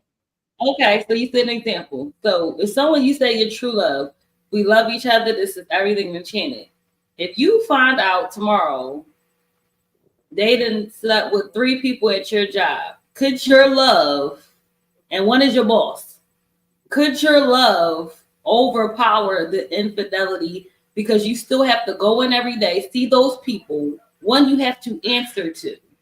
Could so much of your love overcome the embarrassment? Yeah, but here you're throwing you're moving the goalposts. Yeah, right. You're moving the goalposts because we're saying right now, you're saying true love. We're saying 2 people who are truly in love with each other. And we don't have any cheating or anything in there. Yeah, none of this going on. Because my real example is if you lose your job, some people can't. Because my real example is my first wife. The obstacles that were thrown at that marriage, I believe it had no chance of survival. Except here I am talking to you now. As an older man, I wasn't equipped to deal with it then as I would be able to deal with it now. So my question in this instance is, does that make her not my true love? Or does it mean that I have learned to accept that what's gone is lost and move on? And the reason why, last point I'm gonna make this, and on October 12th, 2024, to this day, when I have a dream, any dream I have of a wife, it's only Michelle's face I see. All of the women I've ever been with, the only face I see as when I'm ever in a dream and I'm in a relationship, it's her face. That's powerful. That's deep, but that's deep, Brother Black. And I will ask you this though, even though that's the only face you see, can you get beyond that and try to open your horizons to another face that can be in that? Well, that's space? just it. I think consciously I have, but that's why I'm asking this question. Subconsciously, is she still my true love? But I've just moved on. That little fat midget bastard Arrows, when he shot me, it might have been the real thing. You know what I'm saying? Joseph says, "True love never dies." Look, I wish her happiness. I hope she's happy now. And I've had relationships since then, and I even believe I've had women I loved as much. But does your true love ever really, to Joseph's point, really die, or do we move the goalposts? Oh man, this is a tough one because I think men and women will answer this totally different, because I think men when we truly fall in love with somebody, or we find that woman that we feel like that's who we really want to be with, and if it don't work out, we tend to put obstacles up in finding another true love. You know what I'm saying? We'd be like, yeah, she cool, but I like her, but she this and that. So my thing is, I think I know what you're saying. I think I know what you're saying, and I agree. But I think women totally look at it differently when it comes to finding their true love, and I can only speak from experience. It can be difficult to maneuver this whole love thing. You're talking about Martin and Gina, if I'm hearing you right. Exactly. The famous scene in Martin and Gina when he says, "Step, Gina, step," and she goes, like, because again, it's something built into us that, you know what, I love you, but I don't know, the masculine part of me have to move on and find something new, because that's what we do. I don't know. Interesting. Anyway, a DJ says that, can he agree with you? But he said that was my last day of work. DJ, I'd love to know that story, man. Give us more. What the hell happened? I have a question. I was gonna say, go ahead. No, go, Tasha. I was just gonna say, if we're talking about like romantic love, but I guess does it ever die? I think I would have to agree with Joseph in this sense. No, I think we just, we just move past it, because us, just as humans, as people, God truly loves us, no matter what the fuck we do, no matter whatever it is. So and that love doesn't go anywhere. Right. So hell, he loves us no matter what. So who the hell are we? It's like, Good point. Hannah, you had a question? Good point. I have a question. I was gonna say too, I agree with that, Tasha. It's like the love you have for your kid. You're gonna love them. Great point. I was gonna ask you this, Lee. Is it that maybe you don't allow yourself to fall in love with someone else because you knew the love that you had? Because sometimes we hold on to stuff that we think we might have had regrets in the past. Well, no, I was completely open to falling in love again. I wanted it, I wanted to be married again. Now, here we are some 30 years later. Now, I wouldn't want to be married. I'm settled in my ways. Oh, really? Oh, God, yeah. Oh, God, yeah. And I sometimes I get a little frustrated with people thinking, oh, you just feel that way. I'm telling you definitively in every possible way that at this stage of my life, I wouldn't want to be married again. Not now. I love the singleness of my life. I'm hoping, and Tasha been having this conversation where there is a new dynamic happening out there. People who are looking for situationships. They're okay with you live where you live and I live. I'm hopefully I can keep my legs and dick working long enough till that becomes more acceptable, and I can wait around for enough people to get in that pool. Right now, it's probably just a bunch of fat bitches that I don't find attractive, and so I can't do nothing with them, and so that's my alternative to AI. But until that comes around, I know I don't want to be married, Now, I'm not afraid of falling in love, at all. But that it shifted in terms of what it looks like for me. 20-something years ago, love looked like cohabitating and sharing the same bed. I love sleeping alone. I don't want another bitch in the bed. I don't want nobody in the bed with me. I loved just being by myself. But every now and then, I wouldn't mind a little bit of a company or whatnot. But I'm open to it, to love. I would love to love somebody, but it looks different now. It looks very different. Joseph says that he heard Cupid also had the power to drive you away from love he carried different arrows. I didn't know that, Joseph. Yes. Yeah, remember that was on the Jamie Foxx episode. Remember? Yeah, he like Green Arrow. Oh, okay. Shit, I didn't. Okay. Remember Jamie Foxx that episode when he got mad and he wound up shooting her with the arrow that made them hate each other instead of love? I never connected that too. Okay.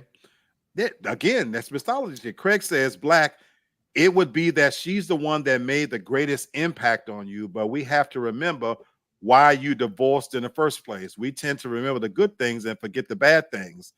I'll share Craig. In this case, I initiated it. And again, I was young and impetuous in my pride.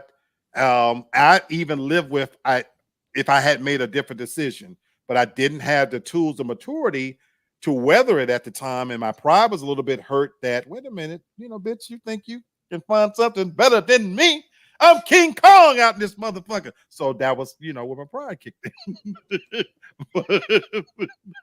I went full Denzel out there on it, but looking back on it, you wonder if you had, had weathered it, because I know couples who weathered those storms and they're still together, but I don't know. But then to Kenny's point, you tell yourself that, I guess it wasn't meant to be. I don't know, and you just move on. Who knew? Mythology and this little Eros, little fucker. Him and Psyche. Okay. So the question is, do we really put a lot of insight on mythology? Do we really believe that there's a little fat motherfucker that's shooting arrows say that you're gonna fall in love with somebody and this and that? Do we really put a lot of impact on that? And I think as humans, we actually do. Okay. But on the flip side of that, do you really turn the mirror on yourself and say, maybe I sabotage some shit? There you go. So again, I love the point you're making. I'm all for accountability, but my bringing this topic to the forefront is just that from the very beginning, when you first hear the word mythology, you tend to shoo it off as, oh, that's a subject I studied in school. Right. Oh, that's for kids. But when you go behind the scenes, that's why I called it Messy Gods, because there is a lot of meat on that bone. The stories, the characters, the iterations of the gods that were created, whether you believe in them or not, and they're real or not, it does speak to how we explain so many things in life. And I just think it has so much references and impact. And we were talking about at the beginning of the show, art, culture, language, expressions, that part is real. Yeah, religion. Because to answer your question, Kenny, I guess as far as like a one true love, I think it goes a little bit further as far as what you would have to ask yourself, because God created Adam and Eve. He created Eve for Adam. Do you think that God created someone for Kenny and only Kenny, specifically for Kenny? Oh, I love that point. That's a damn good question. I love that point. Where, we can say, it's Greek mythology, like how much are you going to put, how much stock in it? Oh, Tasha, I like that point. Religion is, it does come up like in religion as well. Oh, that's a good point. Very good point. So Tasha, if let's say if that's the case, if God creates someone, do you think then we fuck it up, right? I think so. I do. Yeah, that's on us.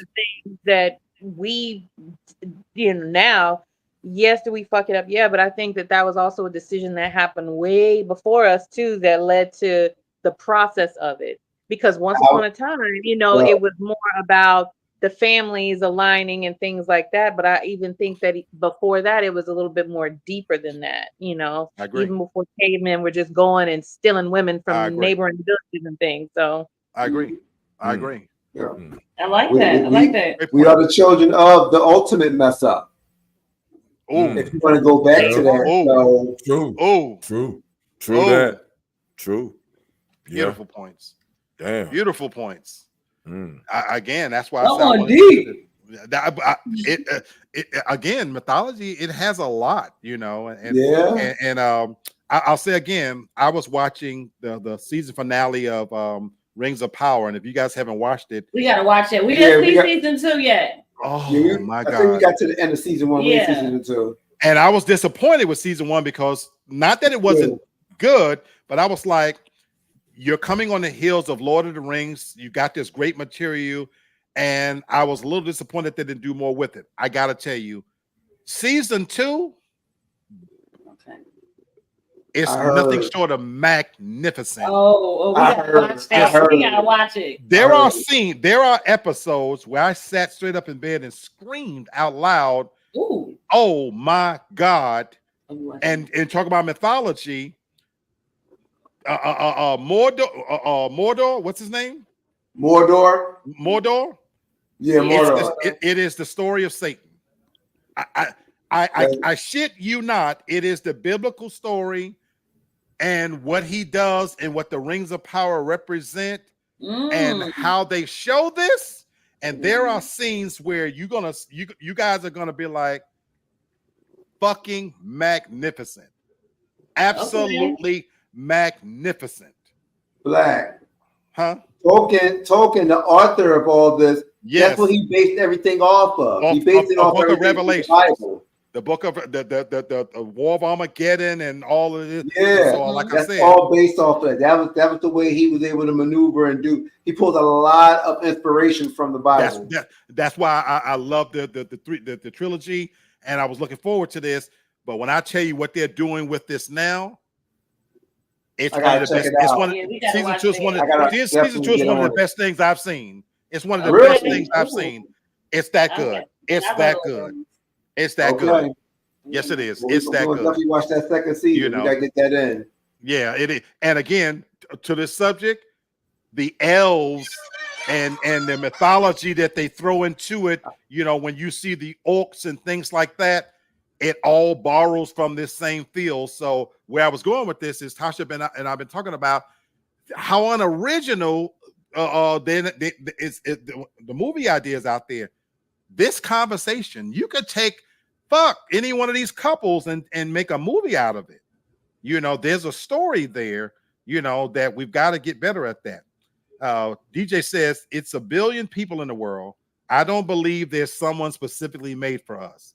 A lot of people don't even leave their geographical area. Nah, I don't believe that. Joseph says it's an adult cartoon, but Twilight of the Gods on Netflix was good. Only 1 season though. I never heard of that. I made it to episode 3. Yeah, we watched that. I never heard of that. You know, it's crazy. It's good. It's crazy. It's crazy. Well, I made it to 3 episodes. Okay, I never Not heard for no type of kid, no teen. Well, I'm glad he said it's an adult cartoon. Also on Netflix, guys, there's something. The cartoon is called Blood of Zeus, and it goes into all of. And as a matter of fact, no, I'm not gonna get that part away because it gets really good. But it's really good, and it touches on a lot what you're talking about right now. It talks about all the relationships. Everything, all the stuff that Zeus did bad is good. It's really good. So Netflix is called Blood of Zeus. All right, I'm writing both of those down because I absolutely love mythology. So it's always been something for me that I actually love. All right, so Sherry, pop back in. Folks, we got about 1 more I want to cover, and then we'll get up out of here and let everybody get the Saturdays back. The last one is Apollo and Hyacinth, if I'm pronouncing that right. Hyacinth, yeah. Hyacinth. The story of God Apollo and the Spartan prince Hyacinth is one of the most tragic stories in Greek mythology. Apollo, the god of the sun, fell in love with Hyacinth, a mortal, handsome youth. Apollo taught Hyacinth how to play the discus, and they quickly became inseparable. Am I picking up on something here? One day while they were playing, a gust of wind blew the discus off course, and it hit Hyacinth in the head, killing him instantly. I thought I was picking up on this, killing him instantly. Apollo was devastated. Apollo tried to bring Hyacinth back to life with his divine power, but it was too late. In his grief, Apollo created a flower from Hyacinth's blood, which he named after his beloved. The story of Apollo and Hyacinth is a reminder that even the gods are not immune to tragedy.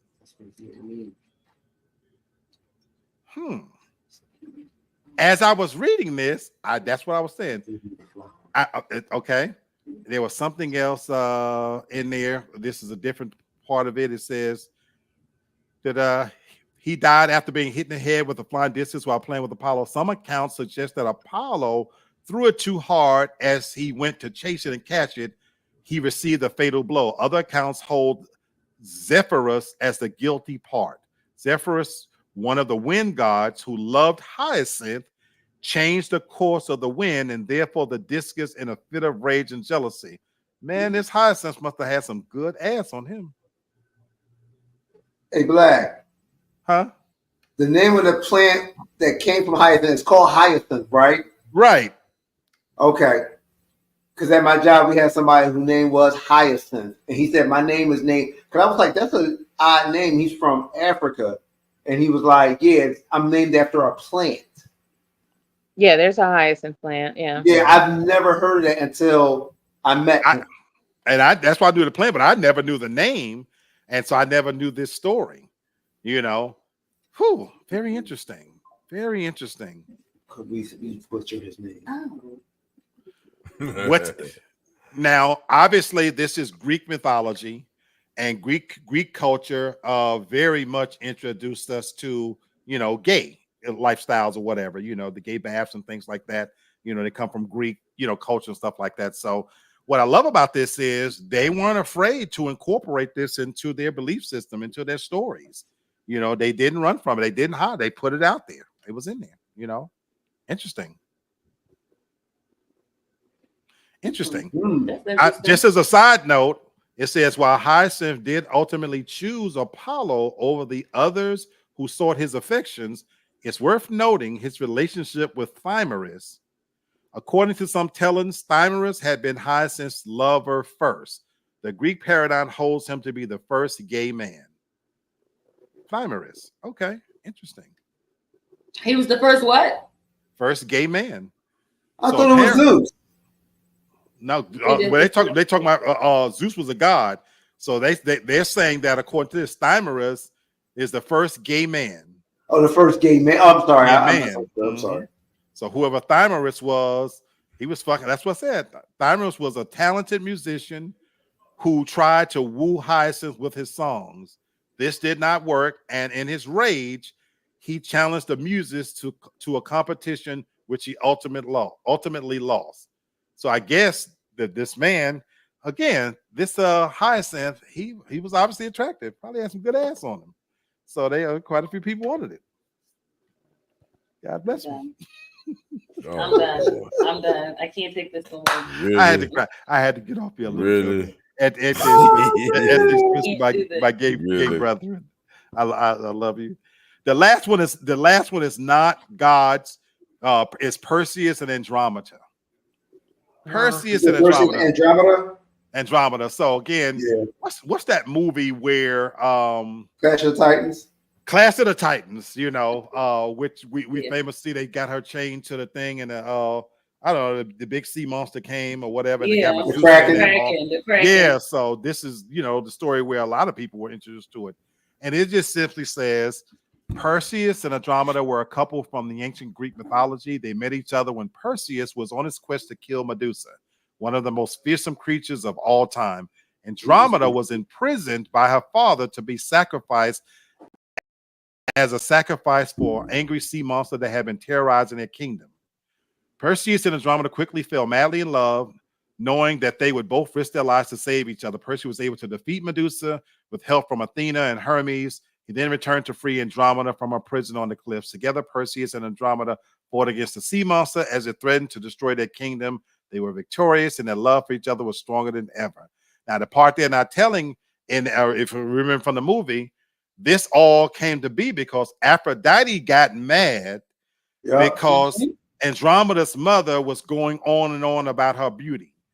And Andromeda, Aphrodite, this was one jealous bitch.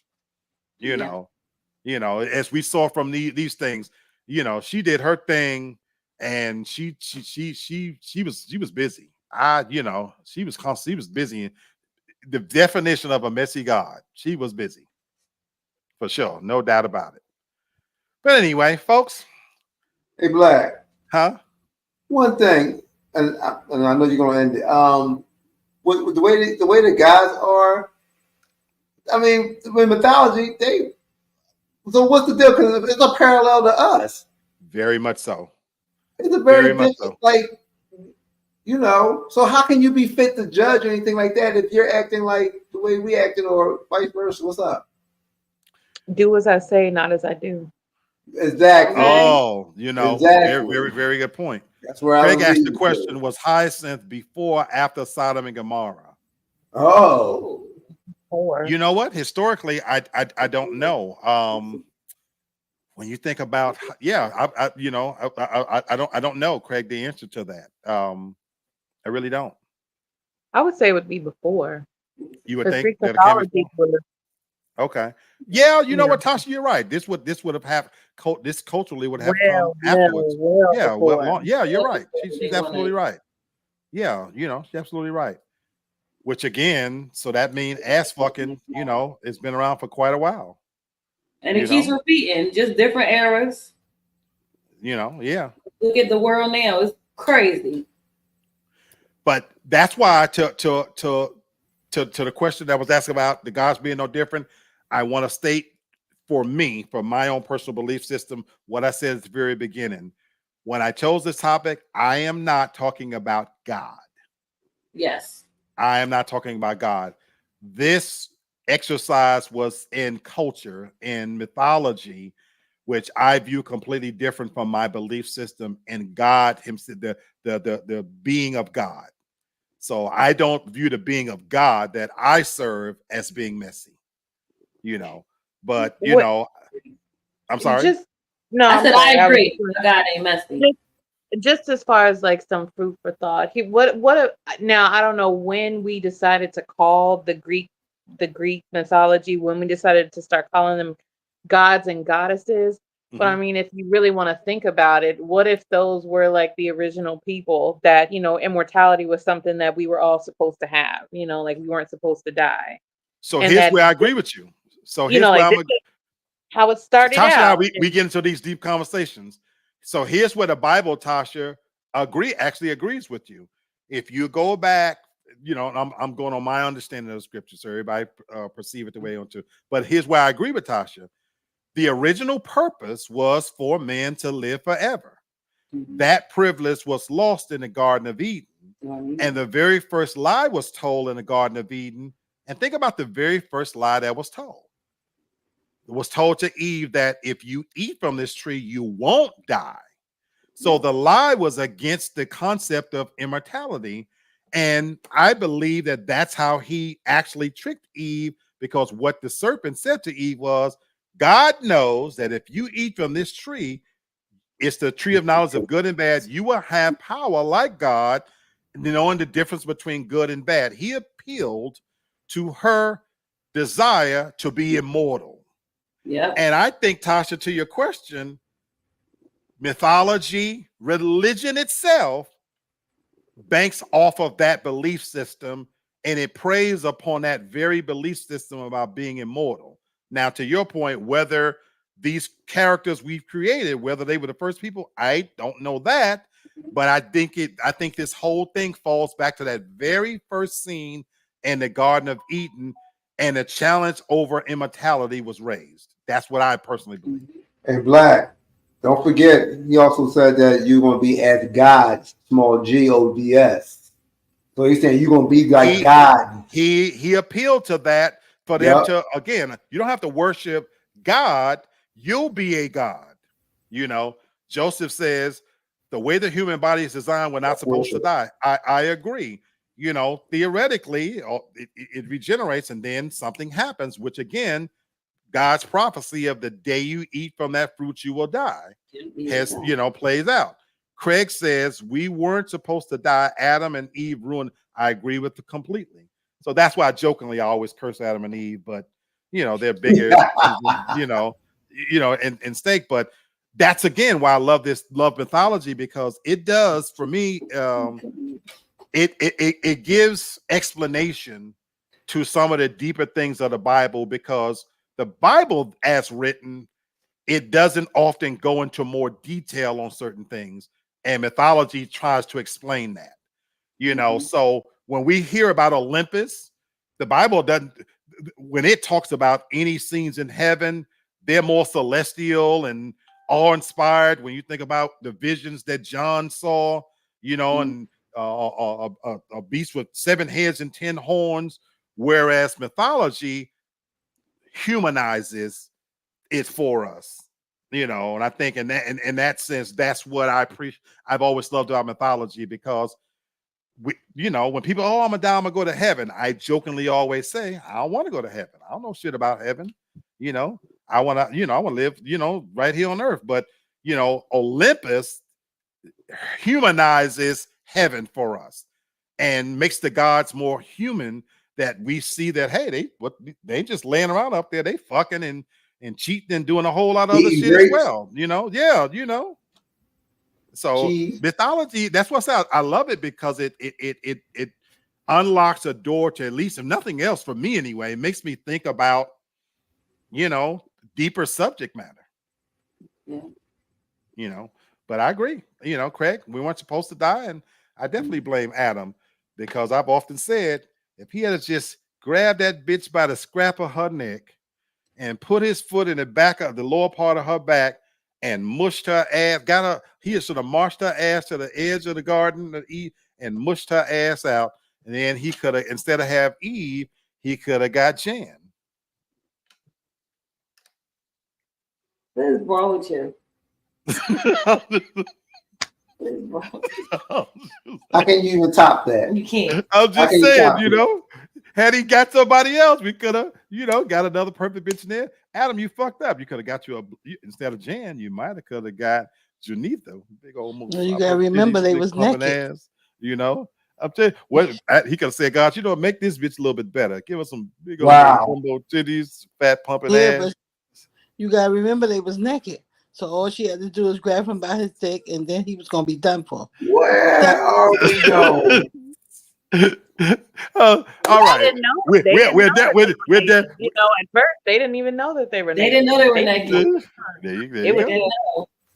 Brother Kenny, man, you look tired. You all right, my brother? No, did he talk about y'all too? No, I'm just saying. Oh, look, I'm on a serious note as we end the show. It's fun.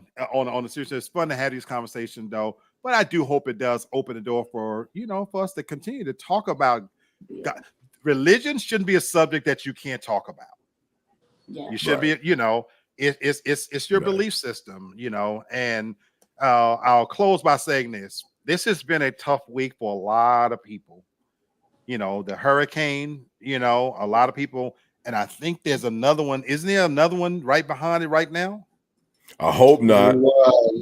I heard something today as I was driving. They said it's another one, y'all. Another one as well. Oh, look, over 5 million people are without power. People have died. It's ridiculous. So this is so that's why, again, this has been a tough week. And so for anybody, a lot of my learners couldn't log in. We had to go through a week of excusing because a lot of them just have no access. Instructors as well. So that's why I said so. Again, there's a lot going on. This for me was the busiest week that I've ever worked for my company. It was absolutely ridiculous. I had a big hump in the back of my neck from stress. I was taking this shit to bed with me. I'm sitting here, I had an internal headache all week. And when my numbers came out yesterday, it was unreal, folks. I did not know I was carrying that pipeline. And so I, for one, I was talking to Sherry last night. I stayed up last night. Tasha, you'd be happy to know I put my thing in my closet. I turned my closet into a pantry.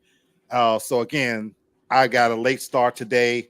I'm just happy to be here, folks. Happy to see you guys and do a full show. So I ain't doing nothing else tonight, folks. A lot of stress.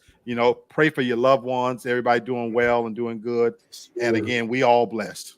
Everybody on this panel is blessed. So already. Yep. Enjoyed the show.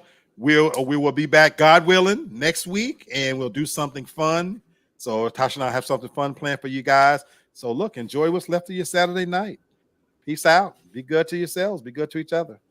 Peace. Peace.